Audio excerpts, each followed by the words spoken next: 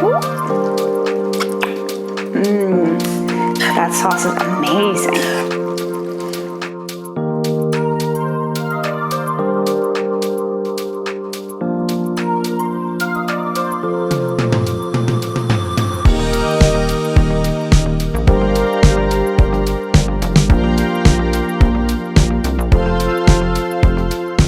Hi guys, and welcome back to my kitchen. If you're new here, my name is Kaylee. In my kitchen, our goal is to learn how to make different cultural cuisine authentically from all around the world. Today we're tackling a Korean recipe, which may be the most involved recipe we've done thus far. That's not to say it's going to be difficult, it just means there are a lot of different components and ingredients that go into the recipe. That being said, our recipe is going to be linked down below. That way you can follow along, make sure you have all the ingredients necessary to create our delicious japchae.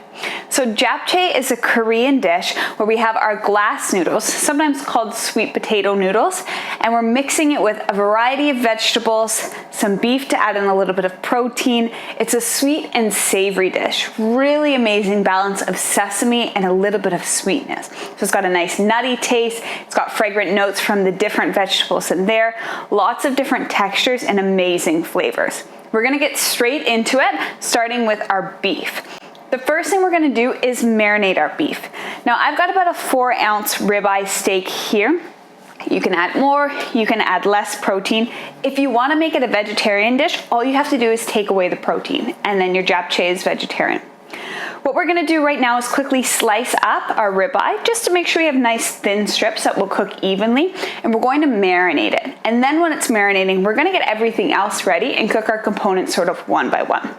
For the marinade for our beef, it's actually going to be quite simple. We've just got 5 ingredients to whip together. That way we can start marinating our beef. We're gonna be using some soy sauce, a little bit of sesame oil as well. Today we're using some rice wine, also known as mirin. We have some ground pepper, and then we're just going to mince up 1 clove of garlic. All together, mix that with our beef and set that aside for about 30 minutes. That gives you enough time to prep everything else and start cooking some of the other components of the dish, because beef gets cooked second last. So we have lots of time to let that marinate, soak up all those amazing flavors and get really tender. Okay, now we're going to start assembling the marinade for this steak. We're going to be using about a tablespoon of soy sauce. Okay. We need 1 teaspoon of the mirin. 1 teaspoon. A little bit of ground pepper.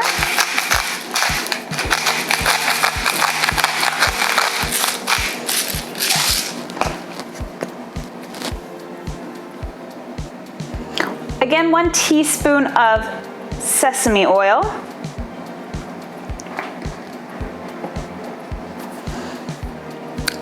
The last thing we need is just our garlic. So I'm gonna push this over to the side, and then we're going to quickly mince up the garlic.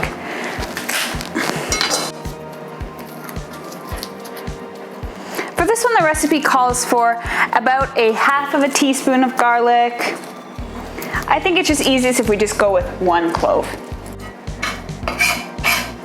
Okay, so minced garlic looks good. We're gonna put that right inside the marinade. Excellent. I'm just gonna give that a really quick stir just to make sure everything is incorporated. It smells really nice. Almost like a kalbi sauce or something like that. Then we're going to quickly just slice up our ribeye.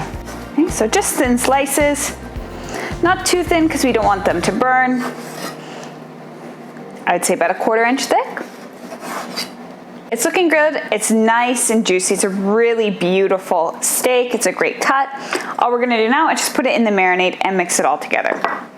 You can use a spoon for this. My hands are already contaminated with that meat juice, so it just makes sense for me to just kind of mix this up, make sure everything is well incorporated, and then we're going to cover that and set it to the side and let it rest for about 30 minutes. The next thing we're going to do is make our mushroom and noodle marinade. It's truly like a sauce. We're just going to use part of this sauce to marinate our shiitake mushrooms. The great thing about shiitake mushrooms, and all mushrooms really, is because they have such a nice spongy texture, they really absorb a lot of flavor. So we will let those marinate after we've created our sauce. All right, so into our bowl right now, we're gonna combine all of our ingredients. Like I said, about 4 tablespoons of soy sauce. So the bulk of the sauce is soy sauce. Just a dash of ground pepper. And then we're going to add in our brown sugar, our honey,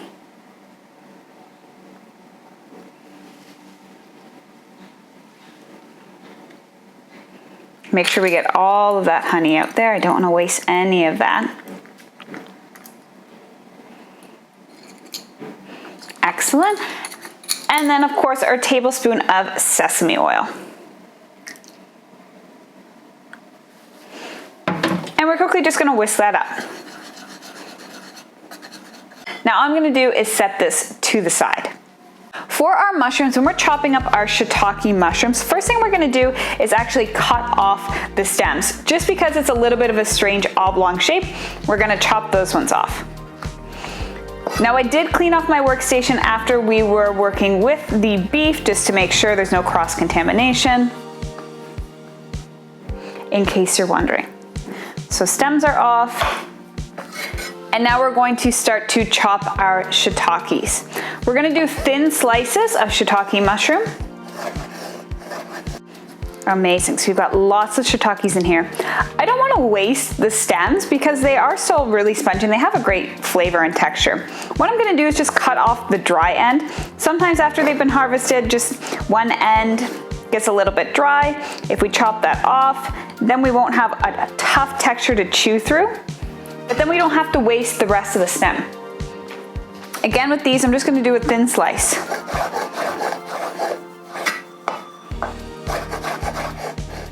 Perfect.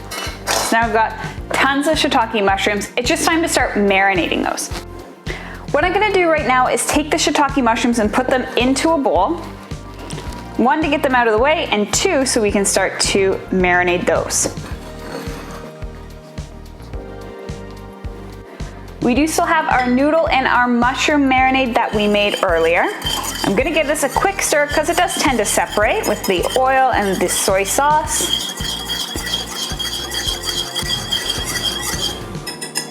And all I'm gonna do is add about a tablespoon of this mixture to our mushrooms. If you have more mushrooms, you can add more. I might actually do a tablespoon and a half just to make sure we've got a good mix in there. We still have plenty of sauce left over for our noodles, so I'm not worried about using the extra sauce. And then we're just gonna quickly toss these. Again, you could use a spoon, you could use chopsticks. The shiitake mushrooms are a little bit more fragile, so I'm just going to gently toss it together just to make sure that marinade covers everything. Amazing. So our shiitakes are really starting to soak up that sauce. I can see they've softened quite a lot just from adding that in there. And we're gonna let these soak for about 20 minutes. So put these over to the side while we get everything else ready to go. Okay, now it is time to finally start chopping up all the different veggies that we have. So quickly to run through what we're putting inside of our japchae. Of course, you saw earlier that we already have our shiitake mushrooms, which will go inside, and those are just soaking in the back just to absorb that sauce. We're also going to be using some spinach. I've got regular full leaf spinach here. You could use baby spinach if you prefer, it's totally up to you. We're gonna use about 1/4 of a red pepper, 1 medium-sized carrot, and then about half of an onion. So right now we're gonna just start to cut everything up, make sure everything is set to the side, so when we start cooking, everything's already ready for us. I'm just gonna quickly peel my carrot. One of the things I love about this dish, now if you've ever been to Korean barbecue, you often get tons of sides. So while you're cooking up the meat or whatever you're cooking, they'll give you tons of different things on the side. This is often one of the sides that you'll find, or something similar to it. But something that I love the most about japchae is it's a great meal just to meal prep and kind of have for the week. Because you can eat it hot, Toss those out. You can eat at room temperature, you can eat it cold. It's amazing and really versatile.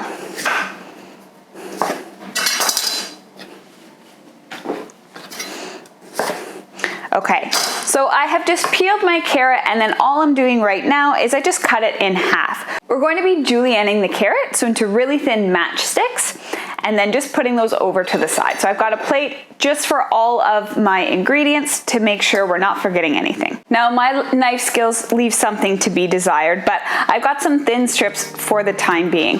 What I like to do is kind of layer these one on top of the other, kind of spread out, so not fully stacked up on each other, but sort of fanned out across my cutting board. That way, as I go across to julienne, it's just like a swift motion all the way through. I don't really have to pause unless there's any pieces that really need extra attention. And I'm able to cut more than one piece at the same time.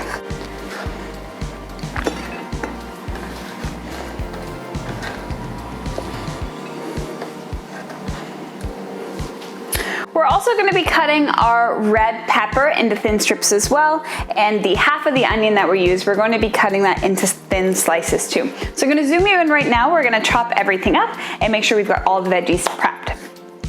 One thing I'm going to do actually while we're prepping the veggies is behind me I've got a huge pot of water. I'm going to turn that up to high because I want this to come to a rolling boil.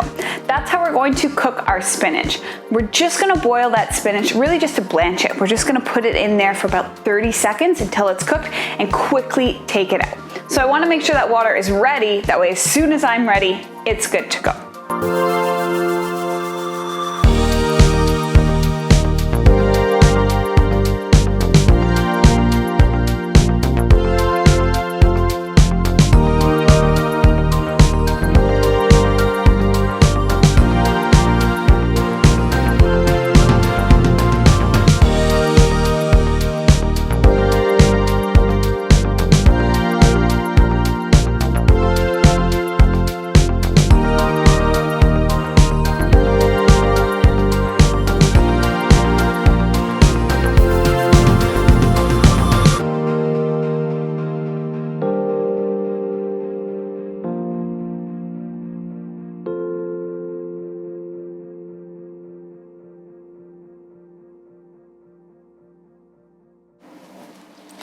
While I'm here, I'm just going to cut off the ends of the spinach because we don't need this part where they're stuck together, just to make sure that everything is totally prepped. The water is still slowly coming up to that boil, but as soon as it's ready, I'm gonna put the spinach right in. Okay, I can hear the water behind me. It's just starting to come to a boil. Before I put the spinach inside, I'm just gonna salt the water to add a little bit of seasoning to our spinach.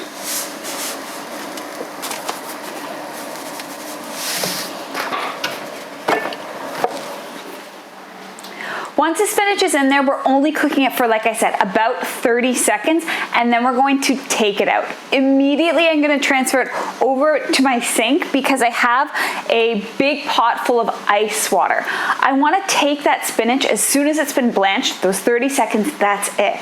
I wanna put it into some cold water just to stop the cooking from furthering, okay? We wanna make sure that it doesn't cook anymore because we don't want the spinach to become soggy. So as soon as it's done, I'm gonna quickly scoop that out and put it in that ice bath. Okay, I think it's time to put the spinach in, so I'm gonna do that right now.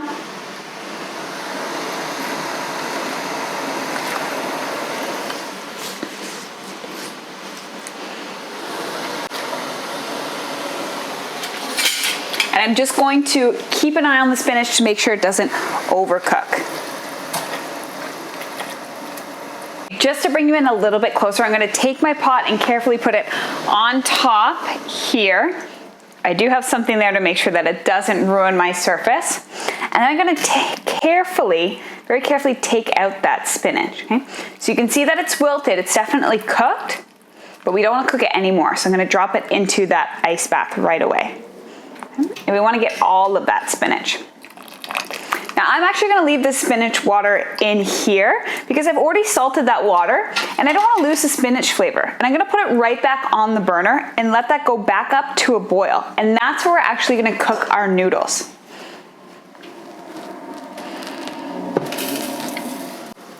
Now with the spinach in its ice bath, I'm just going to make sure everything has been submerged and cooled down.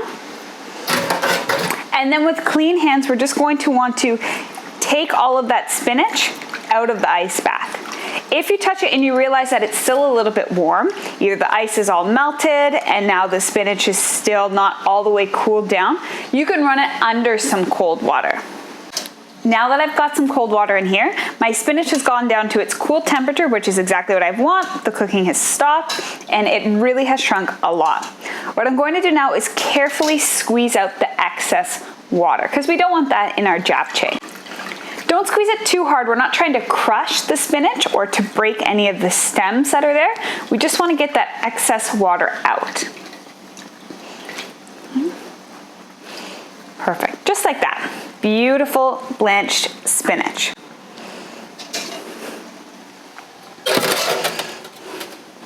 Wipe down my surface. Because I'm using whole leaf spinach and I'm using the large spinach, what I'm gonna do is just quickly give this a very rough chop, okay? Just a little bit of a cut through.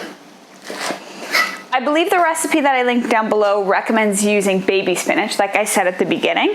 If you had baby spinach, you don't have to go through and chop. I just don't want to have any huge pieces. Now comes the time where we're starting to put ingredients in our mixing bowl. So I've got a huge bowl here, and this is where we're going to assemble everything. So spinach goes over to the side, and that just waits until we add anything else. Okay, I can hear the water again. It's finally starting to boil. So now we can add in our glass noodles. So like I said, these glass noodles are often called sweet potato noodles, just because if you look, the ingredients are two things: sweet potato powder and water. Okay?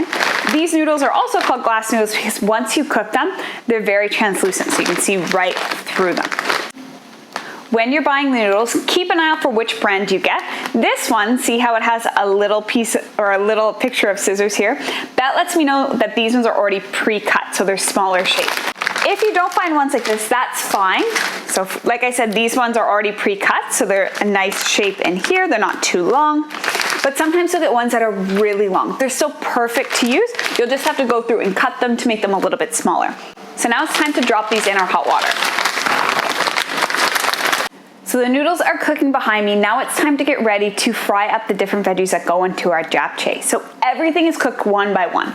We've got the spinach done. The noodles are in the works as we speak. Now it's time to add one more garnish to our dish. The last thing we're gonna add is an egg. And this egg, we're actually gonna wanna separate into whites and yolk from our egg yolk.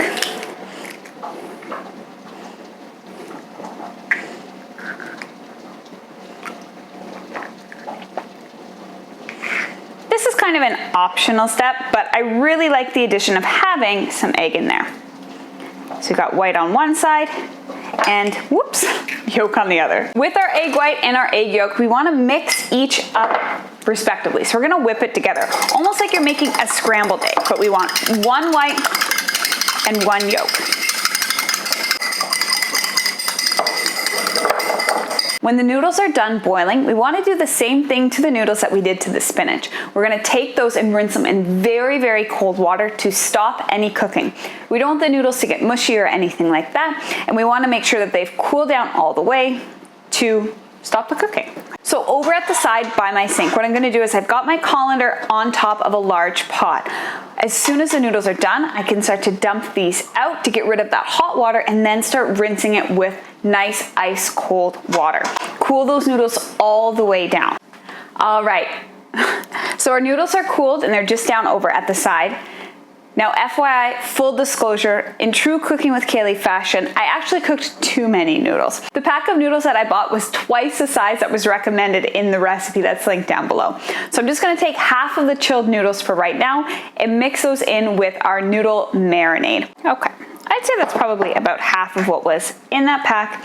I just took the cold noodles and I'm carefully, very carefully mixing it with that sauce. Remember the sauce we made at the beginning that we used to marinate our our mushrooms? That's the sauce we're mixing this in. And this is going to continue to chill and soak up all of that sauce until the very end. So once everything else has been cooked, then we'll just quickly fry these up. One of the coolest things about this dish, or at least when I was reading through the different recipes and doing a bit of research, is when it's time to assemble and cook everything. Like I said, we cook it one by one, so one ingredient at a time. But inside our frying pan, we're actually gonna cook from our lightest ingredient all the way to our darkest. So we'll start with our egg white, then our egg yolk. We'll move on to our onion, then carrot, then pepper, mushroom towards the end, and then our beef in its marinade is the final thing that we're cooking before we just quickly stir fry up our noodles. So I thought that was a really interesting thing. Cooking lightest to darkest, it just is a little bit more intuitive. We've got everything that we're cooking individually. We're not gonna have any runoff in the colors from one ingredient to the next, and it's just gonna make it look a lot more vibrant. So I thought that was brilliant. Well done. Cooking from lightest to darkest, we are going to start with our egg white.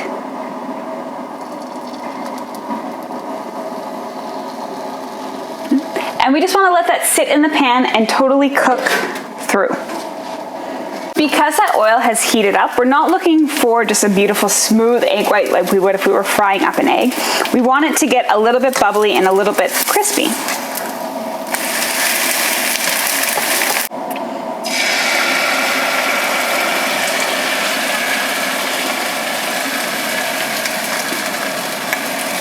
You can see the yolk starting to bubble up because it's nice and hot in that pan, and that's exactly what we're looking for. We want it to get nice and airy and crispy. Okay, time to flip. As we're sauteing our different ingredients, they don't need to saute for very long, about a minute or two each. So for most of them, especially when we're thinking about the onion, pepper, and carrot, it's really just to soften them up a bit. We don't want them totally soft, like if we were to make, I don't know, a chili or a pasta sauce or something like that. We do want them to still have a little bit of bite back, just to create a little bit more texture in the dish. For our eggs, what we're gonna do is roll them up. So I've got my egg white here. I'm just going to roll it. I'm also going to roll up my egg yolk. And then we're just going to simply slice these, so into nice thin strips. Because we have this huge bowl already with our spinach, now as soon as each ingredient finishes, we can put it right in here. The last thing we'll do is mix them all together. Starting with our white, nice, beautiful thin strips of egg white.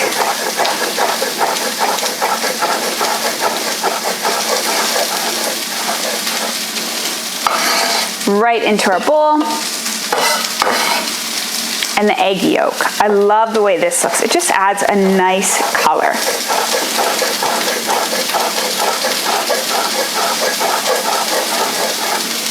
Perfect. Beautiful thin strips of our fried egg yolk.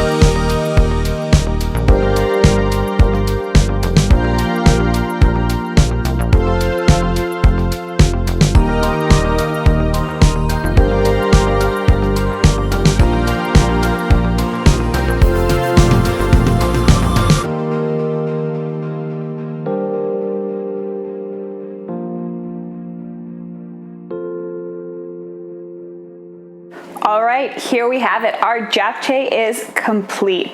It made a ton, and this was just half a pack of noodles. Remember, I made a few too many. The beautiful thing about this dish is, again, you can have it hot, you can have it room temperature, you can have it chilled. So it really does make sort of like the perfect dish. You can have it for dinner. Whatever's left over, there will be leftovers. You can pack it up and then have it again for lunch.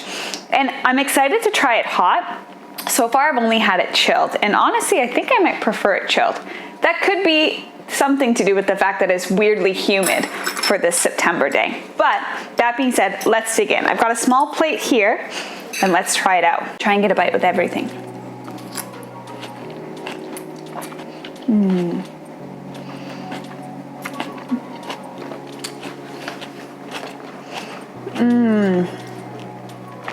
So nice.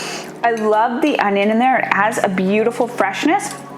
It's soft, but it still has some of its structural integrity. So you can tell that it still isn't too soft. Nothing in here is mushy. It's all cooked perfectly.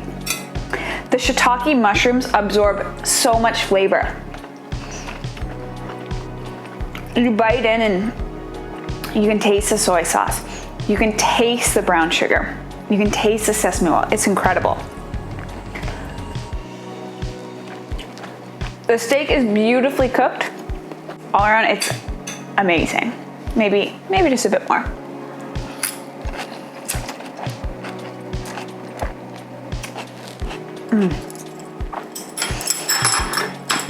That combination of spinach, pepper, carrot, onion works beautifully. There's so many veggies in here. I feel like this is one of the first times where I don't have to say, this is a protein heavy dish. This is really balanced, and this makes an amazing, amazing lunch. The flavor is just amazing. Savory, but a little bit sweet. Just enough that everything works harmoniously together. I'll definitely be recreating this one another time. It was amazing. It was really quick too. This is one of those meals where the meat takes a long time to marinate, but if you're already doing that, for that 30 minutes, you can be prepping everything else and cooking everything up.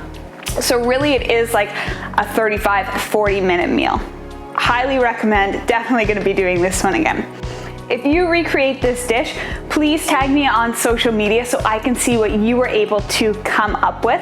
Let me know if you added anything different, kept everything the same. I'm really curious to see how you take this and kind of roll with it in your kitchen.